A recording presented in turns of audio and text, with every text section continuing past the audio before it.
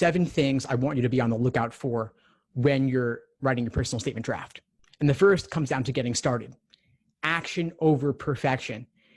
It's way too easy to have a blank page or a blank screen with the cursor blinking and not knowing what to do. Obviously, it's hard to talk about yourself when most writing that you do isn't really about you. It's easy to get into that deer in headlights situation where you're just frozen and you're not able to get started. So I want to encourage you, put that aside, free write, just stream of consciousness, let it flow, do it fast, bad, and wrong. Just get started, put something down. You could delete it all afterwards, but take 20 minutes, 30 minutes, even just 5 minutes, and just start writing something about maybe why you want to go to law school or a statement, a story you want to share. Just get it out there. You can always edit and revise and iterate going forward, but it does not have to be perfect. The first draft won't be perfect. The third draft won't be perfect. And the 10th draft also won't be perfect.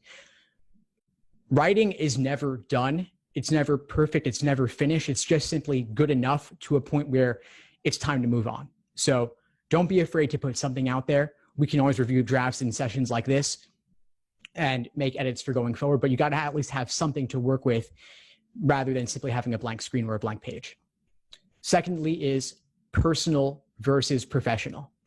I think a lot of folks there's a missed opportunity when it comes to your personal statements where you don't take advantage of that chance to share something personal about yourself. Rather, people just laundry list their resumes rather than sharing something deep about themselves that only they could share. So your resume is your resume. Leave that there. Use the personal statement to go deeper. Share something personal about yourself, something that they couldn't get elsewhere. And using the first person like I, me, my, mine, all of that is totally fine. This is a personal statement.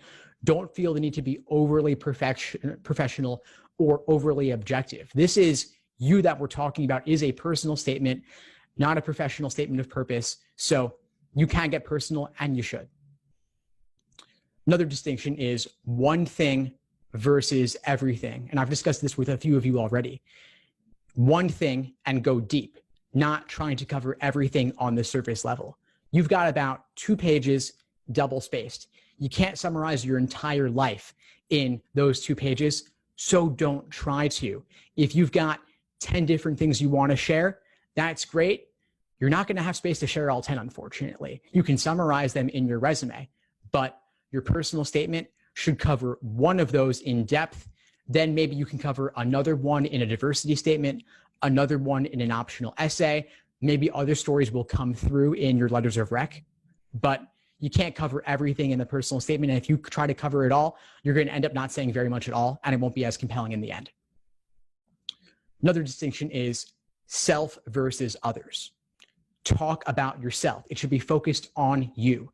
A lot of people submitted drafts to me that covered other people, how they admire somebody else, how they had an experience of somebody else. It could be a family member. It could be somebody you encountered once in your life, but they really made an impression on you. And that's great. Role models are important. Stories are important, but bring it back to yourself. Only use the other person as a jumping off point. Bring it back to you and the insights and takeaways you got from that interaction or that experience of somebody else.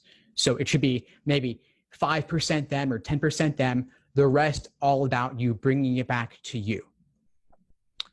Another distinction is extraordinary versus the everyday. A lot of people are afraid to offend. They're afraid to get personal. They end up being boring. Don't be vanilla about this. Think rainbows and unicorns. You want to be unique. You want to show what a special, unique individual you are. You want to stand out. And that runs the risk of being polarizing sometimes. So it is a fine line. But again, I find 2 people err on the side of being bland over being outstanding. So you want to go from the perspective of most people think X about me, but actually Y.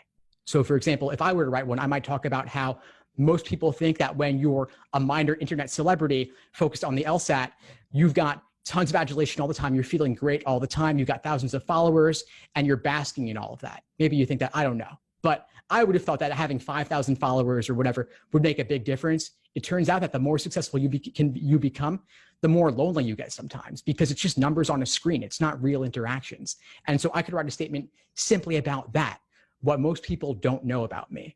I could go in that direction. I could talk about being suspended from college for a few years. I could talk about how most people would think an LSAT instructor is totally logical, but in reality, I've gotten into a lot of woo-woo stuff that most people would think is crazy. That's the stuff underneath the surface. It's personal, and you wouldn't expect it, so it stands out for that reason. And if you want to go more in that direction, I have these forums I've been running every couple of weeks or so where we share stuff like this that's underneath the surface. And if you talk about that in a setting like that, it could actually help you bring out your personal statement topic when you wouldn't have thought to talk about that otherwise, or even felt safe talking about that otherwise. And so I would encourage you, come to the forum sessions. I'm running one at the end of this month, and that could be a good place for you to unpack more of the personal and get deeper underneath the surface. Another distinction is past versus future. A lot of people talk about what they will do, tying it back to why law school in particular, when in reality, that's all theoretical. It hasn't happened yet. And so all the promises you can make about your future career success don't mean a whole lot if you don't have the experience to back it up. And of course, your goals may change over time in law school. So I would suggest that you don't focus on the future. You don't focus on why law school. You can mention it, but what's going to be a lot more real to them is what you've done up to this point. And again, not laundry listing the resume. You'll have space for that, but instead talk about one particular thing you've done, one experience you've had, and that will serve as your evidence, as your reason why law school and why perhaps a particular career goal. And finally, anti-fragile versus fragile. Anti-fragility versus fragility. Don't excuse things that have happened to you, simply explain. This should not be a pity party. Don't try to justify everything. It comes off as weak. It comes off as complaints. Turn your weaknesses and failures into strengths. Show what you've learned from the experiences and end on a positive note. It's okay that bad things happen to you if they did, and you can mention that, but show the post-traumatic growth that comes out of that experience. Don't leave it on a sour note or blaming others, because that just leaves a bad taste in people's mouths, and you want them to walk away feeling good about you. You want them to walk away liking you. Thanks for tuning into the show. Please subscribe if you haven't done so already to be notified of new episodes as I release them, and feel free to reach out if you need anything at all as you move forward with your prep. I'm happy to help however I can. In the meantime, I'll wish you all the best and take care.